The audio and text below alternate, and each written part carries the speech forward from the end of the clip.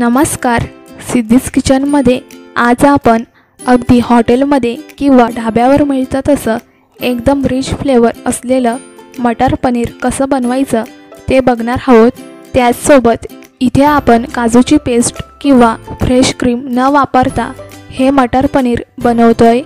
त्यामुळे तुमच्या सहज मनात आलं की मटर पनीर बनवायचं आहे तर तुम्ही अगदी पटकन बनवू शकाल। आता मटर पनीर बनवताना काय होतं की पाणी वेगळं आणि ग्रेव्ही वेगळी होते आणि मटर पनीरला त्यामुळे चव लागत नाही।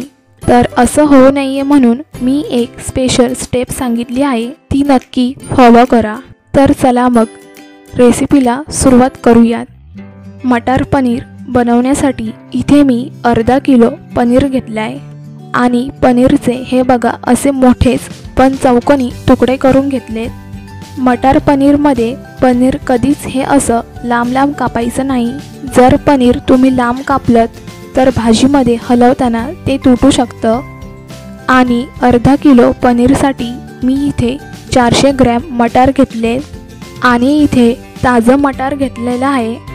तुम्ही हवं तर इथे फ्रोझन मटारचा देखील वापर करू शकता। आता सगळ्यात आधी आपण पनीर तळून घ्यायचं आहे। त्यासाठी कढईमध्ये तेल गरम करायला ठेवलं आहे। आता यामध्ये पाव टीस्पून मीठ घातलं। अर्धा किलो पनीर आहे त्यामुळे पाव टीस्पून मीठ घालून ह्याला ढवळून घेते आहे। जर पनीर कमी असेल तर मिठाचं प्रमाण पण कमीच असावं। आता तेल गरम झालं की ह्यामध्ये आपल्याला पनीर घालायचं आहे। जेवढं बसेल तेवढं पनीर घालून आपल्याला तळून घ्यायचं आहे। आता इथे एक गोष्ट लक्षात घ्या, जर तेल नीट गरम झालं नसेल तर पनीर कढईला चिकटून बसतात आणि तुटून निघतं। त्यामुळे तेल नीट गरम झालं की मगच पनीर तळायला घ्यायचं। आता पनीर आपल्याला मध्यम गॅसवर असा हलका सोनेरी रंग येईपर्यंत तळून घ्यायचं आहे। 1 ते 4-5 मिनिटातच मध्यम गॅसवर पनीर तळून झालं की जर तुम्हाला अजून कमी रंगावर तळायचं असेल तर तरीसुद्धा चालेल, पण मटर पनीरमध्ये पनीर नक्की तळून घ्या, कारण त्यामुळे भाजीमध्ये पनीर तुटत नाही आणि भाजीला चव पण चांगली येते।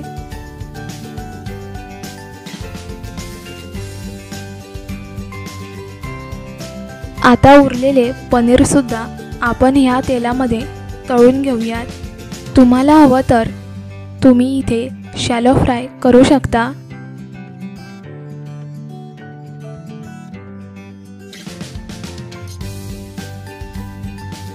आता सगळं पनीर तळून मी एका भांड्यामध्ये काढून घेतलंय।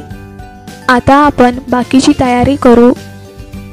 तर इथे मी 5 ते 6 मध्यम साईजचे चांगले पिकलेले टोमॅटो अशा मोठ्या फोडी करून घेतले। वजनी प्रमाणामध्ये म्हणाल तर हे बरोबर 350 ग्रॅम म्हणजे 350 ग्रॅम टोमॅटो आहेत। मिक्सरमध्ये जेवढे बसतील तेवढे टोमॅटो घातले। ह्यामध्ये 2 हिरव्या मिरच्या आणि 1 इंच आलं घालायचं आहे आणि याला बारीक वाटून याची प्युरी तयार करून घ्यायची आहे। आता मिक्सरच्या भांड्यामध्ये 5 ते 6 पनीरचे तुकडे घातले। अर्धा किलो पनीरमधलंच थोडं पनीर मी इथे घेतलेलं आहे। यामध्ये 2 ते 3 टेबलस्पून पाणी घालूयात आणि ह्याला फिरवून घ्यायचं आहे। 15 सेकंद फिरवल्यानंतर पनीरची अशी पेस्ट तयार झाली।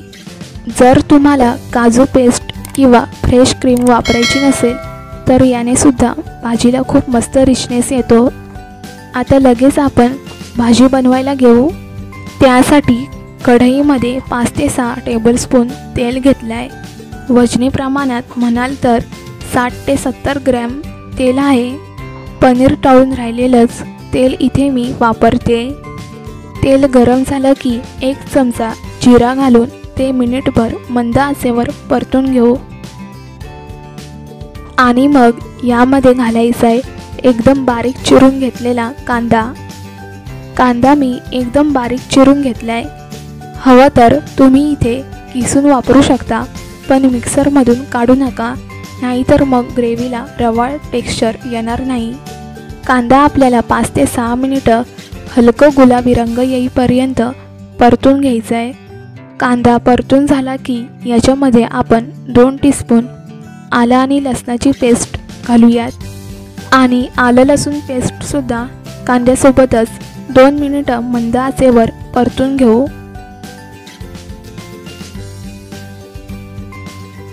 आलं लसूण पेस्ट 2 ते 3 मिनिटं परतून घेतली. आता ह्याच्यामध्ये तयार करून घेतलेली टोमॅटोची प्युरी घालूयात.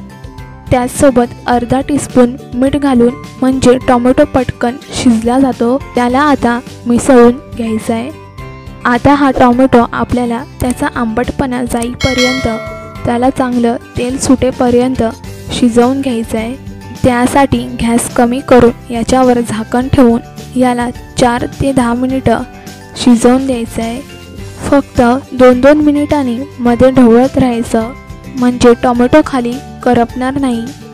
4-10 मिनिटांनी बघा टोमॅटोला चांगलं तेल सुटलं आहे. त्याचा कच्चेपणा आणि आंबटपणा निघून गेला आहे. याला फक्त 2-2 मिनिटांनी ढवळून घेत होतो. आता ह्यामध्ये घालू अर्धा टीस्पून हळद, 2 टीस्पून मिरची पावडर, त्यानंतर 1 टीस्पून गरम मसाला किंवा कोणतेही पनीर मसाला तुम्ही वापरू शकता. 2 टीस्पून धनेपूड घालायची आहे आणि त्यानंतर 1 चमचा साजूक तूप घालायचं आहे. तूप घालणं ऑप्शनल आहे, पण तुपामुळे भाजीला चव खूप छान येते, रिचनेस खूप मस्त येतो. आता हे कोरडे मसाले ह्याच्यामध्ये आपण मंद गॅसवर मिसळून घेऊयात. मसाले चांगले मिसळून झाले की सगळ्यात शेवटी ह्यामध्ये 1 टेबलस्पून कस्तुरी मेथी घालू. आता ही कस्तुरी मेथी ह्या मसाल्यामध्ये 2 मिनिटं मंद गॅसवर परतून घेऊ म्हणजे तिचा स्वाद खूप छान उतरतो. कस्तुरी मेथी 2 मिनिटं परतून घेतली. आता याच्यामध्ये मटार घालायचा आहे. मटार इथे मी अर्धा किलो पनीरसाठी 400 ग्रॅम मटार घेतला आहे. तुम्हाला जर मटार आणि पनीर समप्रमाणात ठेवायचं असेल तरीही चालेल, पण शक्यतो मटारचं प्रमाण थोडं कमीच ठेवायचं. मटार ह्या ग्रेव्हीमध्ये चांगला मिसळून घ्यायचा आणि मग ह्यामध्ये घालायचं आहे गरम पाणी. पाणी गरमच घालायचं आहे, थंड घालायचं नाही.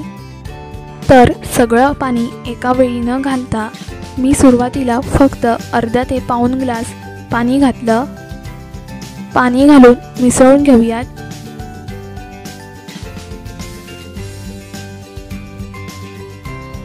आणि मंद आचेवर 3-4 मिनिटं झाकून वाफ द्यायची आहे. 3-4 मिनिटांनी बघा मटार या ग्रेव्हीमध्ये चांगला शिजला आहे. ग्रेव्हीचा स्वाद मटारमध्ये उतरतो. सगळं पाणी एका वेळी न घालता आधी थोड्या पाण्यामध्ये मटार शिजवून घ्या आणि मग उरलेलं पाणी घाला. तर इथे मी अजून 1.5 ग्लास पाणी घालते, म्हणजे एकूण मी इथे 2 ते 1.25 ग्लास गरम पाणी वापरलं आहे. पाणी घालून ह्याला ढवळून घेतलं. ह्याची कन्सिस्टन्सी परफेक्ट आली आहे. मटार पनीरसाठी खूप पातळ किंवा खूप घट्ट ग्रेव्ही नसते, मध्यमच कन्सिस्टन्सी ठेवायची आहे. आता यामध्ये चवीपुरता मीठ घालू. मीठ घालून ह्याला ढवळून घ्यायचं आहे आणि मोठा गॅस करून ह्याला उकळी काढायची आहे. तर इथे आपल्या ग्रेव्हीला उकळी आली की गॅस कमी करू आणि मग ह्यामध्ये घालूयात 1 टेबलस्पून कस्तुरी मेथी. अर्धी कस्तुरी मेथी मसाला परतताना आणि अर्धी अशी वरून ग्रेव्हीत घातली की त्याचा स्वाद छान येतो. याला मिसळून घेऊयात आणि गॅस कमी करून ह्याच्यावर झाकण ठेवून ह्याला 15 मिनिटं शिजवून घ्यायचं आहे. फक्त 5-5 मिनिटं ही ग्रेव्ही आपल्याला ढवळून घ्यायची आहे. 15 मिनिटांनी बघा आपली ही मटार पनीरची ग्रेव्ही तयार झालेली आहे. फक्त तुम्ही बघू शकता की ह्याचा रंग अजून डार्क झाला आहे. तुम्ही म्हणाल ह्याच्या आधीचा रंग ह्याच्यापेक्षा छान होता, पण काळजी करू नका, आता गॅस कमी करायचा आहे आणि आपण जी पनीरची पेस्ट तयार करून घेतली आहे ती त्याच्यामध्ये घालायची आहे. किंवा जर तुम्ही काजूची पेस्ट घालणार असाल किंवा फ्रेश क्रीम घालणार असाल तर ती ह्या स्टेपला घालायची आहे. पनीरची पेस्ट घालून ह्याला मिसळून घेऊयात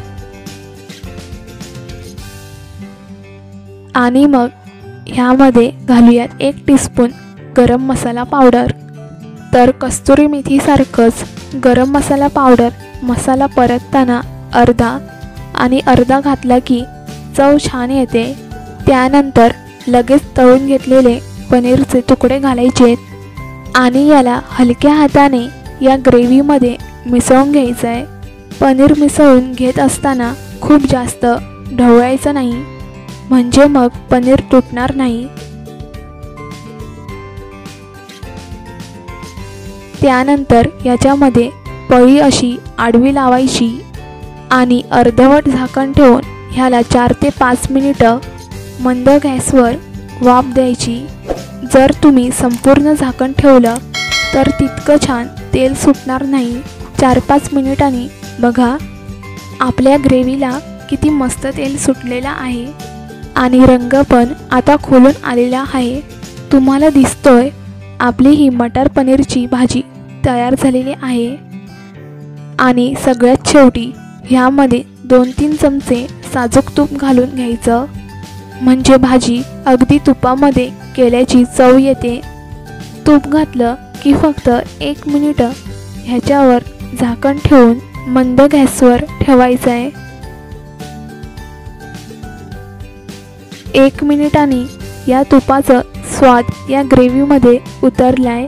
शिवाय याला रंगसुद्धा बघा किती सुंदर आलाय. तर कोणतीही फ्रेश क्रीम किंवा काजूची पेस्ट न वापरता आपण एकदम हॉटेलमध्ये मिळते अशी मटर पनीरची भाजी तयार केली आहे. तर सगळ्यात शेवटी बारीक चिरलेली कोथिंबीर घालू. जर आवडत नसेल तर कोथिंबीर स्किप करू शकता आणि कोथिंबीर घालून याला मिक्स करून घेऊयात. मस्त गरमागरम मटर पनीरची भाजी चपाती भाकरीसोबत सर्व करूयात. तर हे बघा एकीकडे पाणी एकीकडे मसाला असं राहिलेलं नाही. पनीर तळून घेतल्यामुळे तुटलं नाही, तरी देखील सॉफ्ट झालं आहे. चव खूप छान झाली आहे. तर तुम्ही पण ह्या पद्धतीची रेसिपी घरी बनवून जरूर ट्राय करून बघा. कशी झाली आहे हे आम्हाला कमेंट बॉक्समधून नक्कीच कळवा. आणि जर व्हिडिओ आवडला असेल तर व्हिडिओला लाईक करा, शेअर करा, तसेच आमच्या चॅनलला सबस्क्राईब करा आणि व्हिडिओचं नोटिफिकेशन तुम्हाला पटकन मिळण्यासाठी बेल आयकॉनला प्रेस करायला विसरू नका. लवकरच भेटू अशाच एका नवीन रेसिपीज बरोबर.